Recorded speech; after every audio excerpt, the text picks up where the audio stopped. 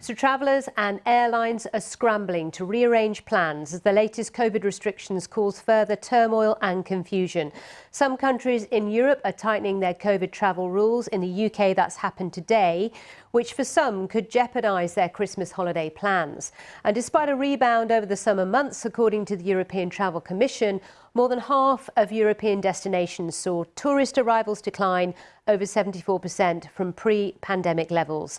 It's warning almost 900,000 jobs in the industry across the EU are at risk if restrictions return, and €35 billion could be wiped off the region's economy this year.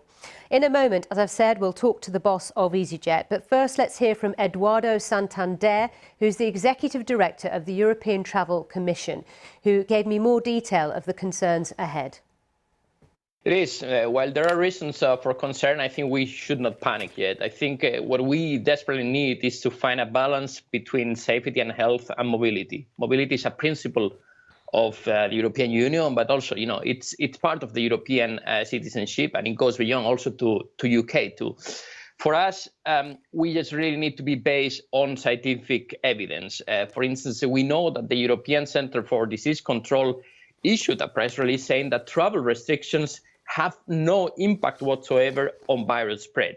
So we really have to stop this panic now. And moreover, we have to really push governments for more coordination and harmonizations. We see that everything is starting again from the beginning. We don't want to see, what we saw last year over Christmas. Definitely not. We have to change policies. We have now tools such as the digital COVID certificate. And we have to change our approach from that risky country-based colors map system to a risky traveler approach, which means that, throughout protocols and measures, you can definitely control the spread of a virus without restricting travel. But for travellers, it's so confusing when you've got different countries with different rules in place, depending on, where you arrive, where you've travelled through on the journey, etc., etc. It does put people off from travelling, doesn't it? Also the cost as well when you come home and have to do certain particular tests, etc. Absolutely. So uncertainty is the biggest enemy of the travel and tourism sector. We really ask governments proactively here in Brussels, but also beyond to the rest of the planet, that they should talk to each other. They should not ask others to do what they are not doing, and not acting unilaterally, but with common and coordinated measures. I think this is the key here, not to have a puzzle of measures, but to have a clear idea of what it implies to be traveling these days. So that is Eduardo Santander, Executive Director of the European Travel Commission. Well, let's now bring you the detail on one of Europe's biggest low-cost carriers, EasyJet, just reporting its full-year results. Pre-tax losses coming in at $1.52 billion. Now, that is at the higher end of forecasts. So the British carrier is saying it's seen a drop-off in demand since the emergence of the Omicron variant of coronavirus, but it is well placed to handle the uncertainty through its financial year. The airline, though, didn't give a full financial outlook. Let's talk to the man in charge, Chief Executive Johan Lundgren, who can provide more details. Welcome to the programme. So just be a bit more specific about the softening in trade you've seen since the news of Omicron. Yeah, just to point out as well that in terms of our results, we came in ahead of the consensus number as well. But listen, it's very early to tell what the impact is going to be now, since we found out about the variant and also the restrictions that was since then being imposed. But it's not the same drop-off as we have seen in previous times when we had similar news coming into it. But we always said that, we thought that the winter was going to be a period of a lot of uncertainty as well. And then we reckon also that the summer will be strong, and we're seeing also that the bookings in for the next summer is not disrupted by this current news. But like I said, there's always going to be a period of uncertainty, and I don't think we can say that we are that surprised that this could have happened. We always knew that this was how the virus, could evolve. And now it's important to get more clarity about the efficiencies of the vaccines, and if there are new vaccines that needs to be brought out to the market, how long that will take. But that's something that we had taken into consideration when we looked at this winter.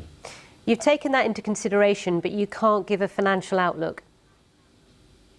No, exactly, because we actually don't know yet, what the efficiency will be of the vaccine and how that will actually then take, the travel restrictions that is now being imposed into consideration, and how long they will be there for. We take some comfort in the fact that we know that the UK government, as an example, and other governments have said as well, that as soon as they deem it safe to do so, they want to remove all the restrictions, and clearly that's something that we look forward to. We know underlying that there's a strong demand for travel. We've seen, a big demand into the key booking period, starting with a half term in the October, the Christmas, New Year, and then also into to February. But outside that period, it was always going to be very competitive for the winter.